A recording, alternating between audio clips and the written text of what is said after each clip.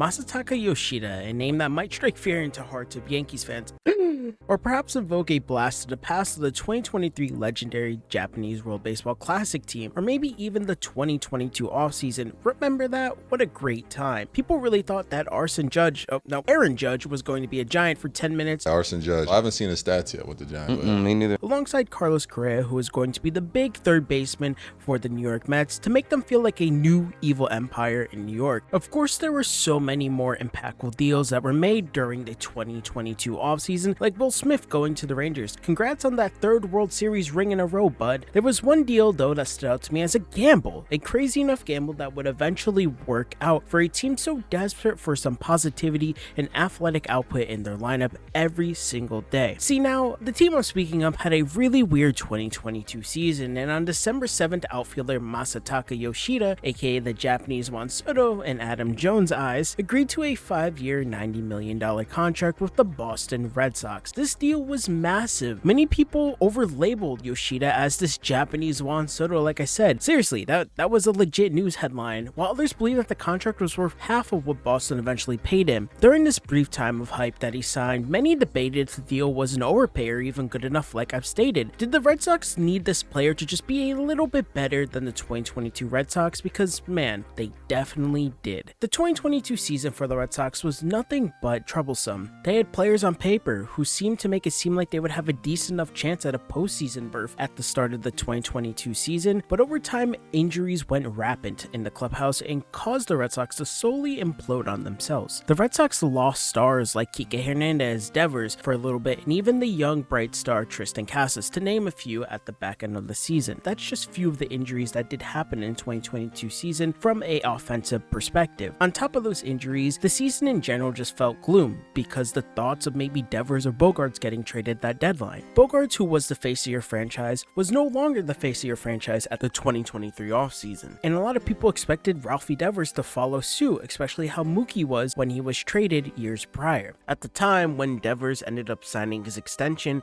Yoshida was already playing with the Red Sox. Before that even happened, it was still very, very gloom. The bright light at the end of the tunnel for Red Sox fans was Masataka Yoshida. Before his years with the Red Sox, Yoshida played for the Orix Buffaloes for a total of 6 years. In those 6 years, he put up monstrous numbers that contributed to his big contract in the MLB. Masataka Yoshida compiled a career batting average of .327 with 133 home runs and 476 RBIs in his 762-game career in the NPB. During his time in the NPB, he was a Japan Series champion, a 4-time All-Star, a 2-time batting title champion, and was a 5-time Best 9 award winner 5 years in a row before his 2023 MLB season. For those that might not be aware of how insane that is, to have won that award 5 years in a row, it's like winning an MVP for your position every single year. With these stats in mind, you expected Yoshida to perform reasonably. When coming into the league, we've witnessed cases like Seiya Suzuki, who struggled in his first season despite having tremendous success in the NPB. But eventually, Seiya ironed out his kinks in 2023 season and had a really decent season for himself. While in Yoshida's case, his first couple of games in the MLB were frankly rough. Matter of fact, many people started declaring him a bust before he even got to June. Yoshida hit just 167,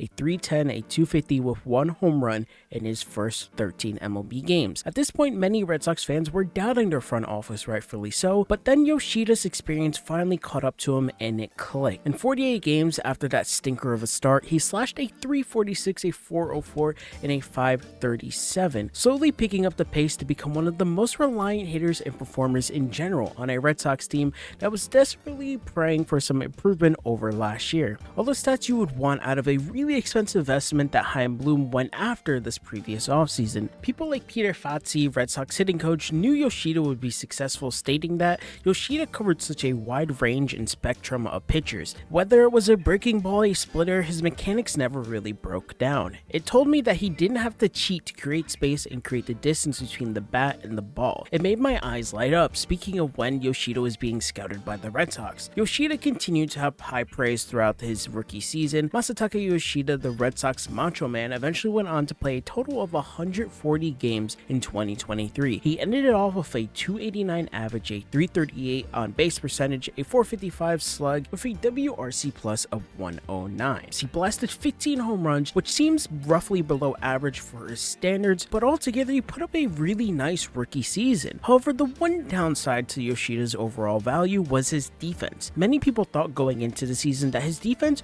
would struggle a lot when it came to major league hitting, and unfortunately they were kind of right. While he tremendously hit his marks on offense, he missed defensively, having a -4 defensive runs saved and a -8 outs above average. It was the one downside for the self-proclaimed Juan Soto, which funny enough puts you into perspective of what his label really meant. See, Juan Soto and him had really similar defensive numbers. Juan Soto had a -9 outs above average, alongside someone like Acuna Jr., which is well on his way to earn an MVP. Now, of course, Yoshida is no MVP. Matter of fact, he didn't even want to be a rookie or classified as a rookie if he was to win the Rookie of the Year because he thought it was too unfair, and some kids deserved it more than him. Yoshida was ranked 116 out of 123 outfielders according to Baseball Savant defensively, but even though defensively Yoshida has a ton of defensive highlights that you could search on Baseball Savant, unfortunately those defensive metrics just don't sit well with Yoshida's output in the outfield. But the Red Sox didn't go out and get Yoshida because of his defense,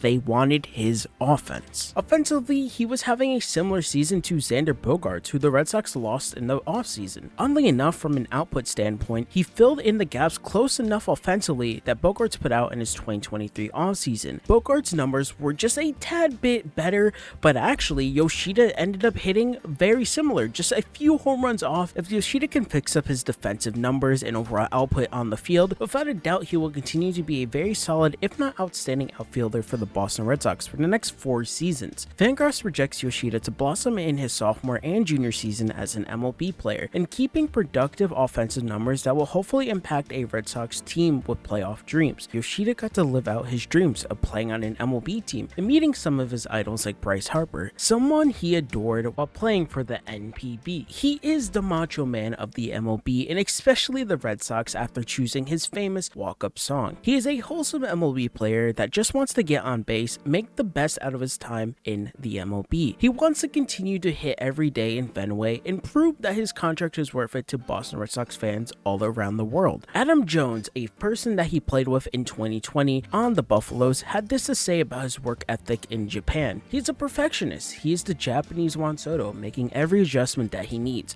All of it is possible because he wants to be good, and he is that good. How did you guys feel about his rookie season? Has Yoshida shined bright in front of the lights, or has it slowly dimmed down if you're a fan looking in? But is it too dim to the fact that maybe this was another bad move created by Chaim Bloom? I think statistically, everything that Yoshida has done this season has proven to be a good enough season for his terms as a person deserving his money he got in the offseason. Like Fangraphs have stated, I see Yoshida blossoming into an amazing player in the next couple of years, and perhaps maybe he continues to do this well, and while the Red Sox don't think that they're going to contend for a playoff, he's going to be an amazing trade piece at a certain deadline if they do happen to move on from him. But I think Yoshida has time to stay in Fenway and will continue to do really well in the 2024 season and beyond. With that being said, Yoshida has been a great experiment for the Red Sox, and I really do appreciate you guys for watching this far. Please leave a like and subscribe if you've enjoyed this video.